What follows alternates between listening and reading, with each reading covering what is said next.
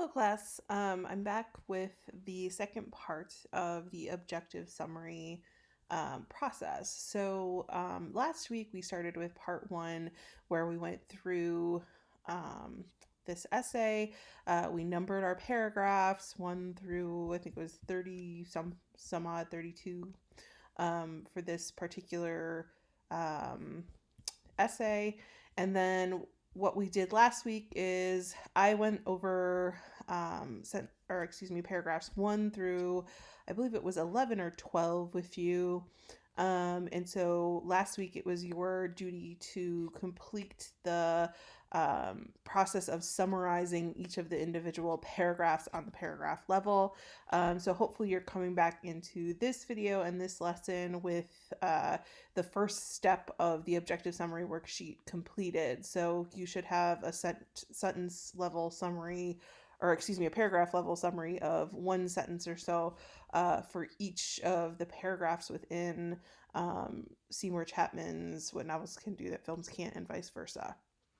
So I have nearly completed all the sentences. For the sake of saving some time, I did not complete all 30 whatever sentences. You guys should have, though.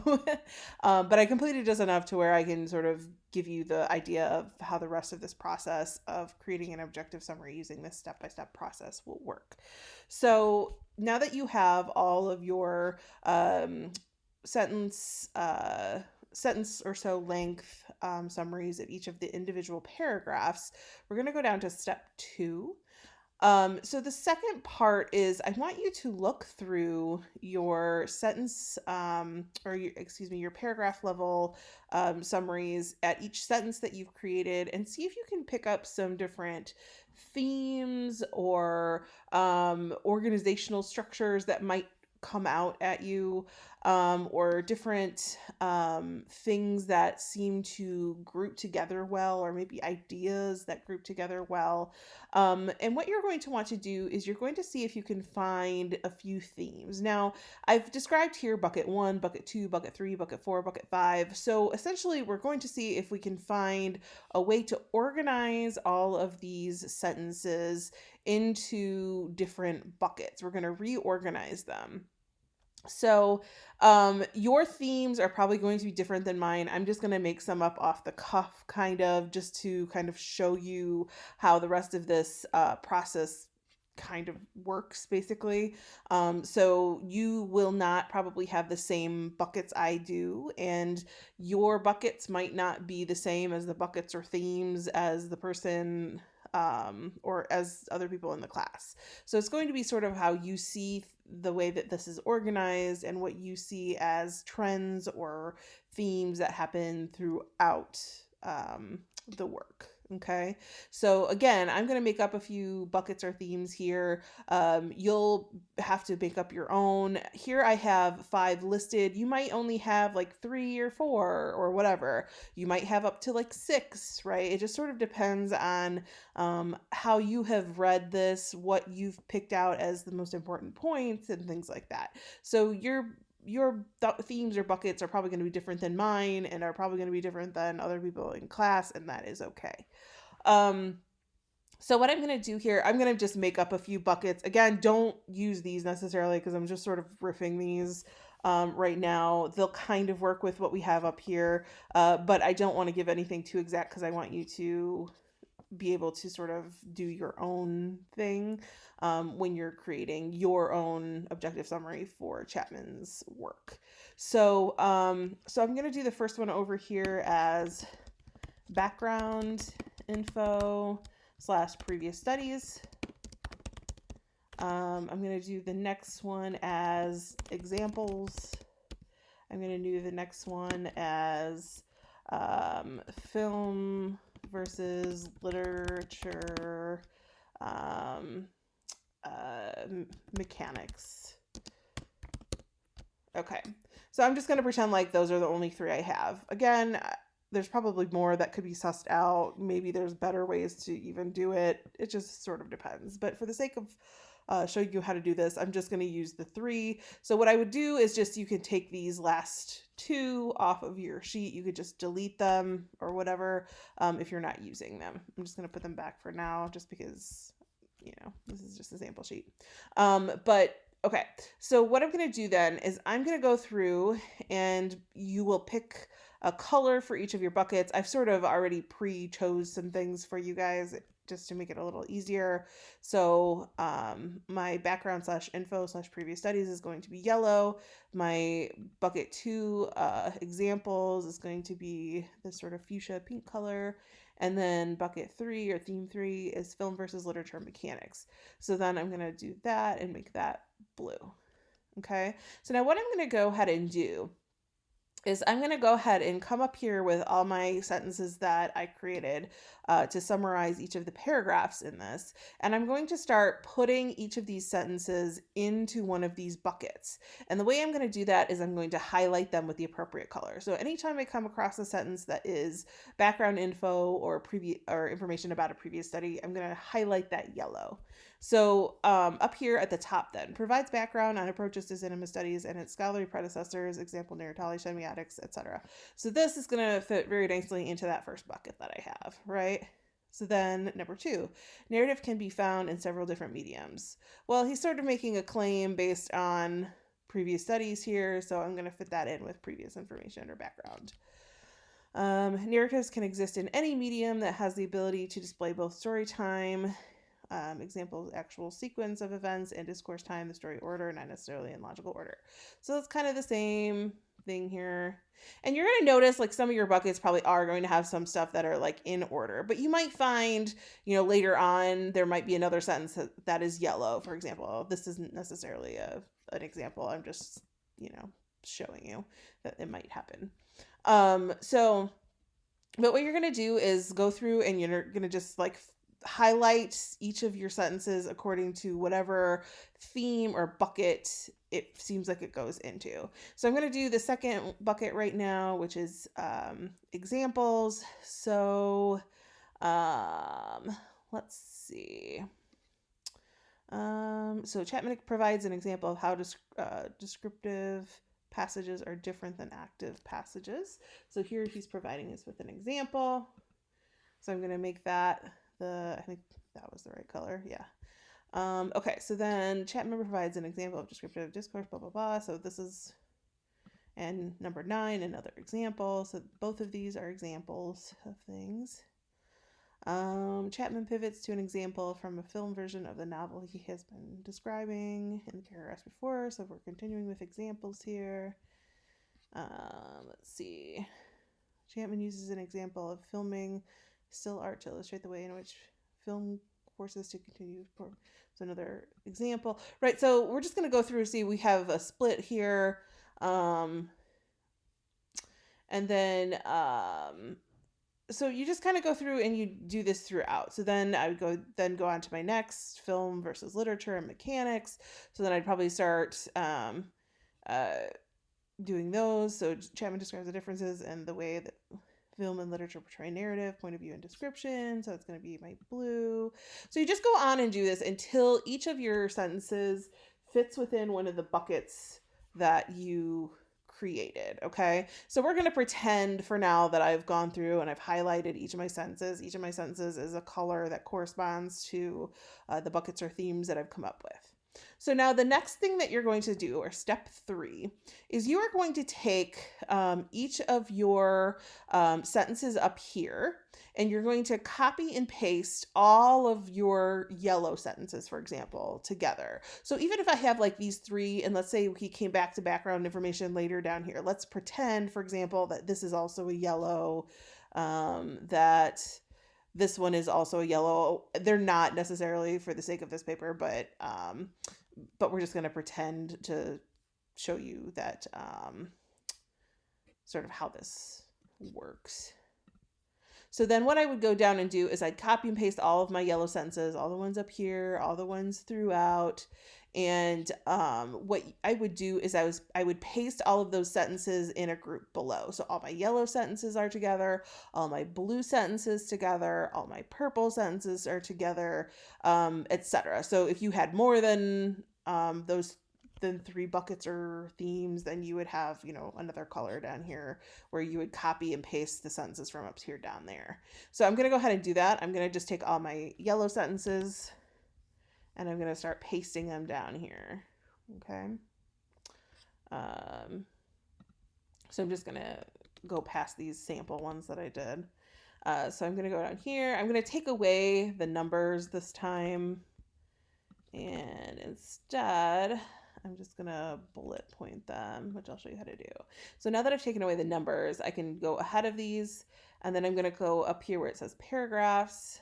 And you might, if you have your thing expanded, it probably just shows these up here, but your little organization or outlining features here.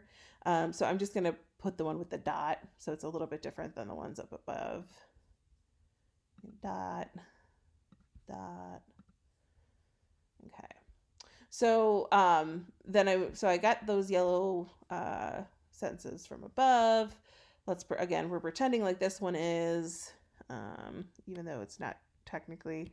We're going to pretend. So down here, I'm going to put V. Okay. So, and then I would go through and do the same for my blue sentences. So let's say this one. Here. I'm going to get rid of my number and put the bullet point. So I would just continue to do this until all my blue sentences are together, all my pink sentences are together. So we're just going to pretend like I've done that. So then what you're going to go ahead and do is you're going to take sort of like what you did for each paragraph where you created a 1-sentence summary. Now you're going to do a 1-sentence summary for each of your themes or buckets. So basically I would take all the information that I have right here and I would create a 1-sentence summary about that. So I'm going to ignore this last sentence because this really wasn't supposed to be in this. I was just doing it for the sake of showing you what it would look like if you had to pull pieces from other parts. But so basically I'll use these first 3 technically since they're actually that theme. So we have provides background on approaches to cinema studies and its scholarly predecessors, example narratology, semiotics, etc. Narrative can be found in several different mediums. Narratives can exist in any medium that has the ability to display both story time and discourse time. Okay, so what I would do then is for all these sentences here, I would create that 1-sentence that sort of summarizes that theme or bucket, right? So down here then, for each bucket, I would do that. So I'm going to say bucket 1, and then whatever my sentence for that would be. I might say something like Chapman provides examples of past scholarly studies in film and describes the way in which narrative operates the same from one medium to the next, in that, oops, my T is going nutty and it does like 2 T's when I push it, in that any storytelling medium must be able to display story time and discourse time. Okay, or something along those lines. That was maybe a little wordy and probably not the most eloquent way to put that, but for just a quick example, I think it's fine. So then you're going to do the same for bucket 2. So I would create, all my blue sentences. I would create a 1-sentence summary of what that theme had to talk about. I would add that down here. So bucket 2, be something like Chapman provides several examples of his film versus literature, his ideas regarding the differences in film versus literature and their ability to tell stories. Okay, so then we do the same for bucket 3. I'm not going to do that here, but you would then, create that 1 sentence for bucket 3. And then 4 or 5 if you have a 4th or 5th bucket or theme. But you'll go through and do that for all of them. Now, after that, what you'll do is take the sentences that you've created from those thematic or level or buckets. And what you're going to do then is you're going to organize those sentences into a meaningful, well-organized paragraph that summarizes the paper in full. Okay, so that's going to take a little bit more structure. You're not going to want to just copy and paste those 3 or 4 or 5 sentences or whatever you end up with at that thematic level. You're not just going to want to throw those sentences together and call it a day. Instead, you're going to want to make sure to go through, make sure that you connect the ideas appropriately. So that might mean you need to add a sentence in between. You might need to add a sentence at the beginning or the end to sort of sum up things. But you're going to craft a paragraph around the sentences that you came up with from that thematic level summarization. Okay. And then what you're going to do then is, so down here it says copy and paste your objective summary into the comparative source analysis source worksheet for this source. You can skip this step. This is a step that goes along with another assignment that I usually do in 203. So you are just going to end right here in step 5. And then whatever you come up with in step 5 in terms of like crafting that well-groomed sort of paragraph summary of the entirety of the work based on those thematic buckets or the sentences that you created for those thematic or bucket level sentences, then what you're going to do is you will probably use some version of that summary that you end up with in your next paper, so in your film and literature paper, because you're going to need to make sure that your audience understands the greater points that Seymour Chapman makes in order to argue the kind of paper that you're going to want to argue for that next major paper for class. Okay. So I'm going to go ahead and leave it at that. If you guys have questions about the step-by-step process, how to do this, just let me know and I can answer questions for you. Now, keep in mind, this is going to be one of the most useful things that you are going to learn, I think, in this class, in terms of the fact that this is going to be something that you're going to be able to take with you to future courses. And when you're going through something that's really densely written, in your college experience here at NIU, you're going to take several classes where you're reading really dense, highly academic, very jargon-filled works by some like mad smart academics, but sometimes they're hard to sort of follow. So this is sort of a process that if you have a work that is sort of densely written and hard to follow or understand, you can kind of go through and use like this step-by-step process to get to a general understanding of what is talked about within the document as a whole. Now, granted, as you guys grow in your academic experience, you are probably not going to use this step-by-step process as you go because, the further into your field you get, the more understanding of these things you're going to have.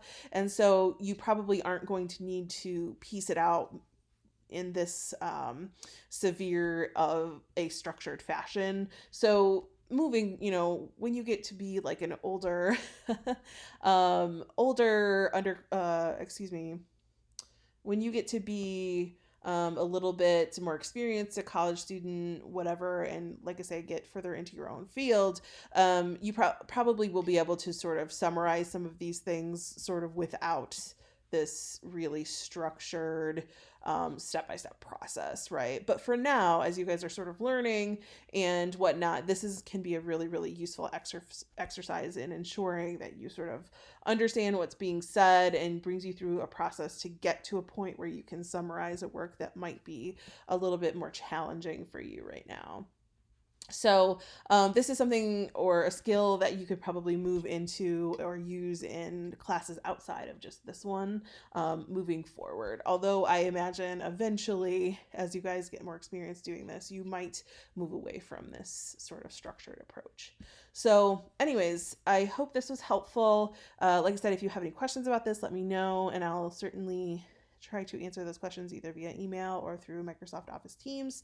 Again, make sure that you've actually gone through and done this process for Seymour Chapman's full work here, this article specifically, because you are going to be using Seymour Chapman's What Novels Can Do That Films Can't and vice versa as a part of your film and literature paper. So you're going to be using some of the ideas in this to sort of structure your arguments for that next paper. Okay? All right. I will chat with you all later. Thanks for watching. Have a good week.